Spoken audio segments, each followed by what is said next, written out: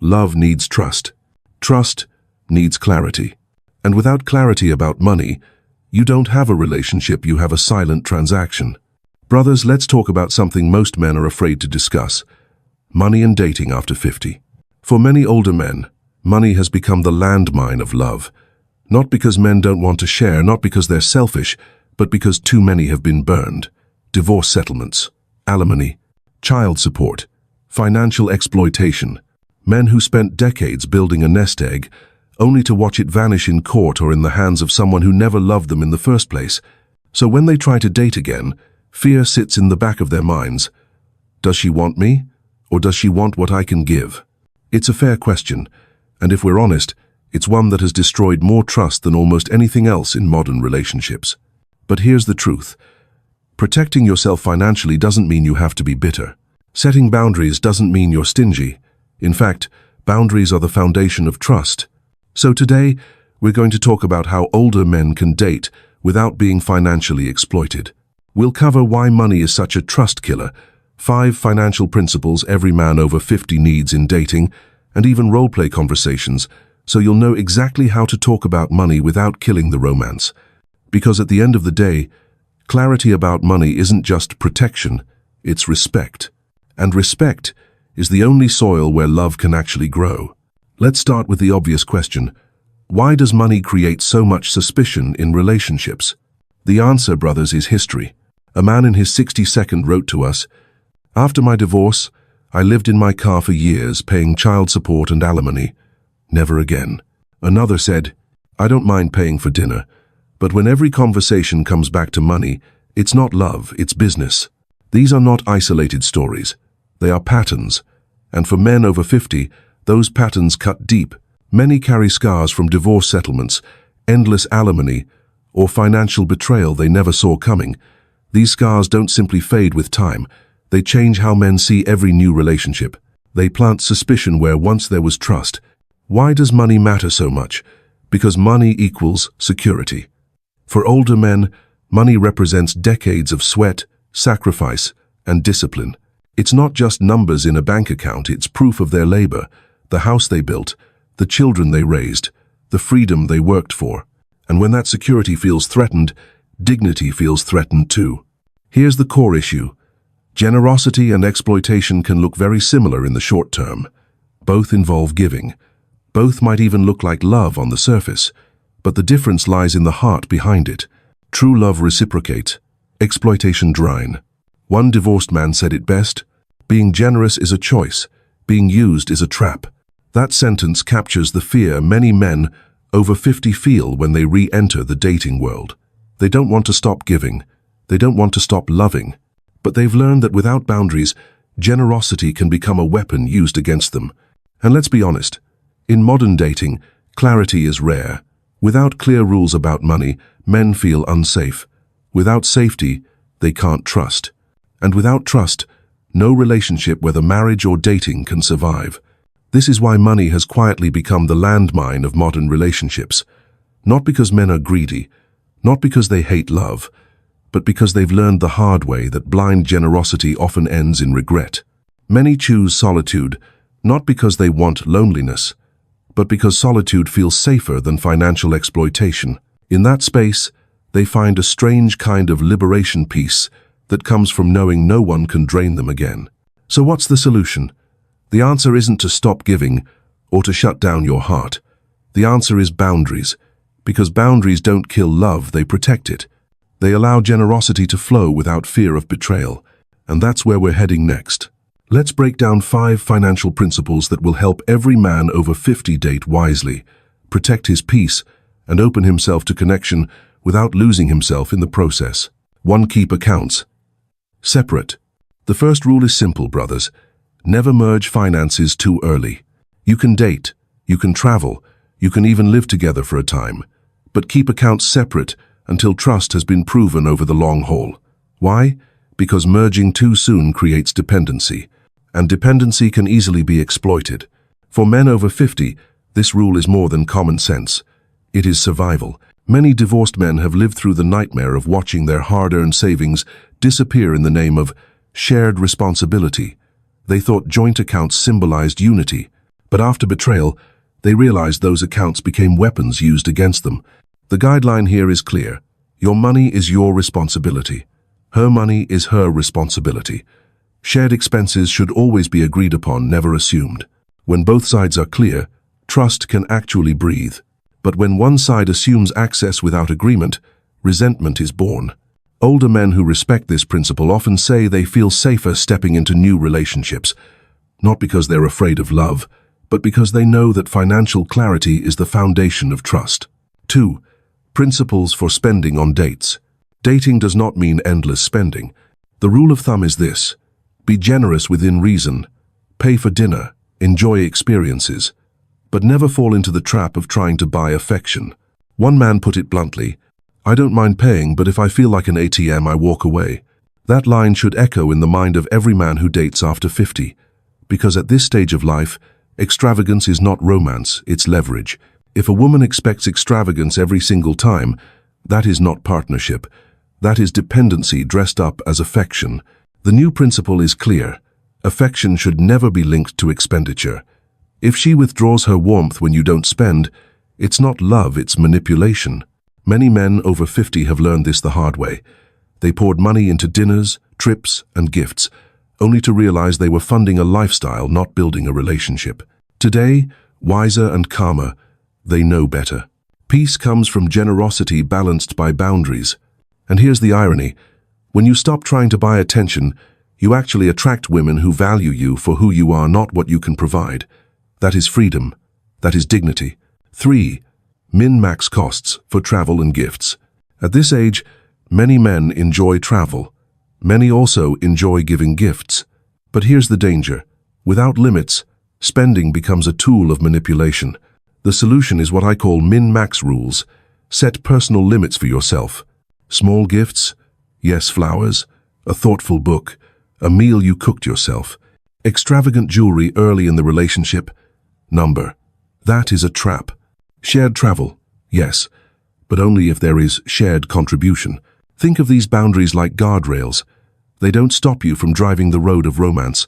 They simply prevent you from crashing off the cliff. Divorced men who ignored this principle often admit they gave away too much, too soon. They thought generosity would buy security, but instead, they attracted dependency and entitlement. Older men who adopt this rule say they find peace in knowing they can still give without being drained. They can enjoy solitude when they choose, and connection when it is genuine without feeling manipulated by money. Remember this, brothers. Real love doesn't need a price tag. Real love needs presence. 4. Recognize financial red flags.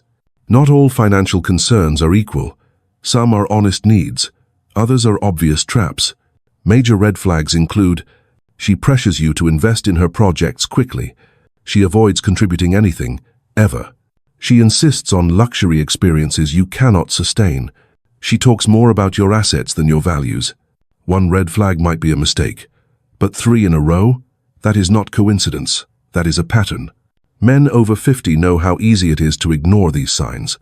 Loneliness can make you rationalize. Desire can blind you to reality.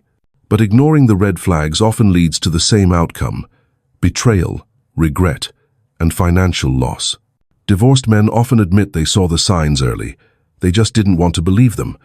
But wisdom after 50 means you cannot afford to ignore what your eyes clearly see. And here's the truth. Spotting red flags does not make you bitter. It makes you wise. Wisdom is what protects your freedom. Wisdom is what keeps your peace intact. Brothers, never confuse suspicion with clarity. When you see patterns that threaten your dignity, walk away. Solitude with peace is far better than connection built on manipulation. 5. Document agreements. If you live together. This may sound unromantic. Some might even call it cold, but it is reality. If you live with someone, document financial agreements.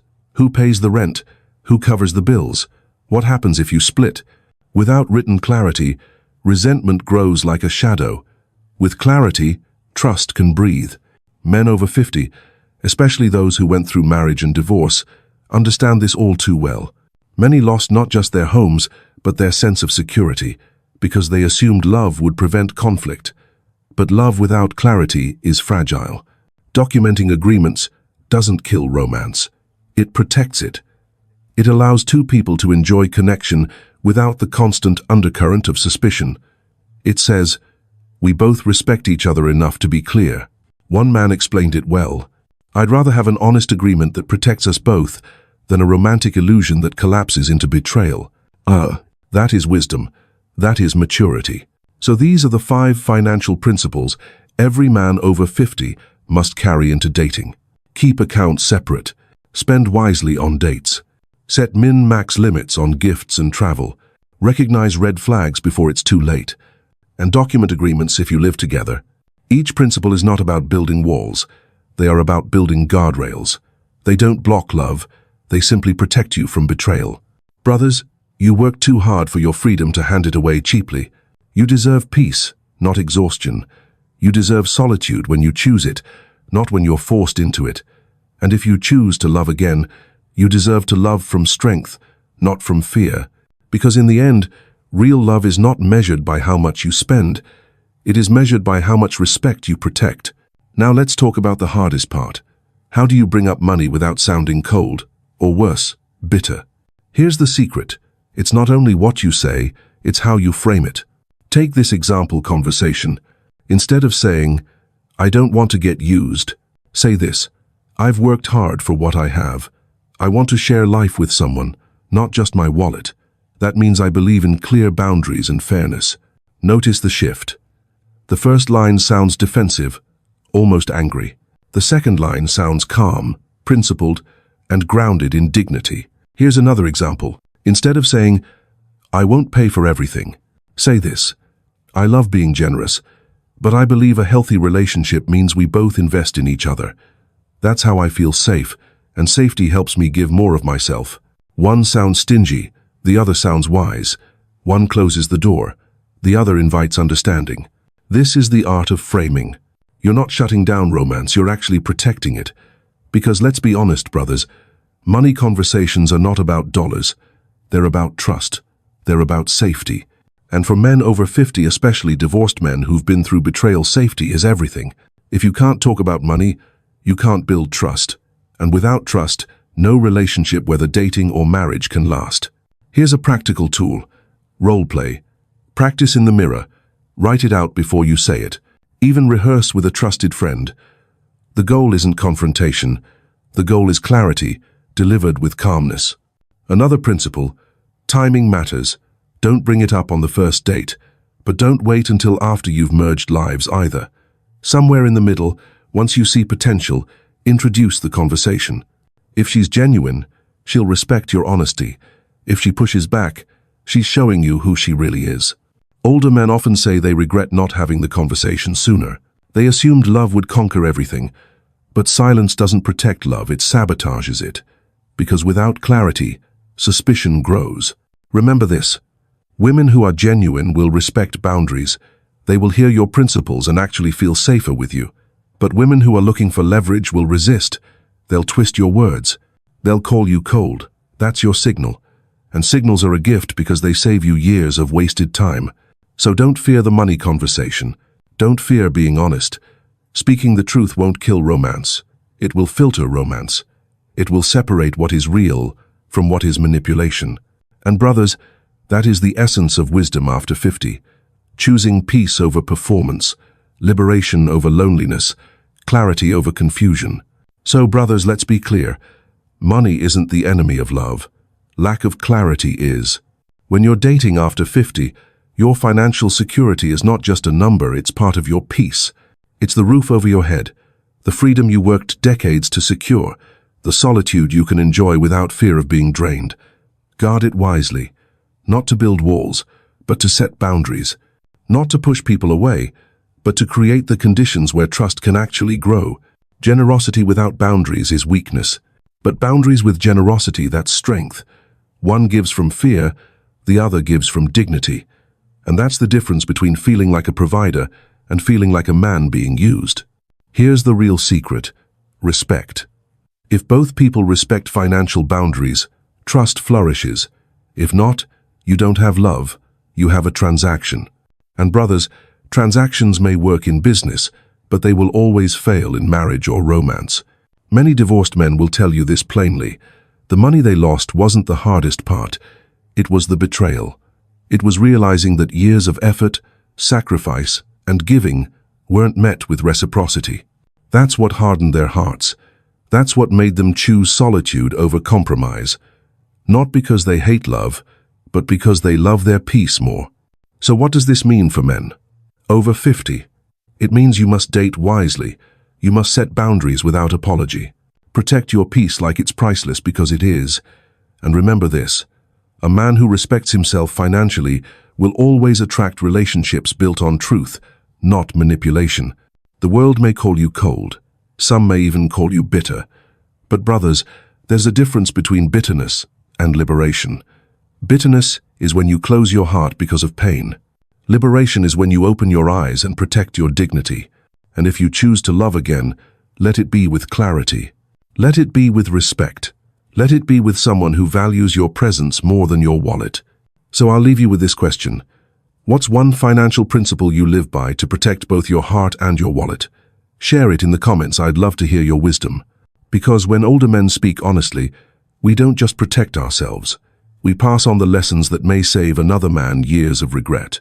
And that, brothers, is how trust is rebuilt, one truth at a time.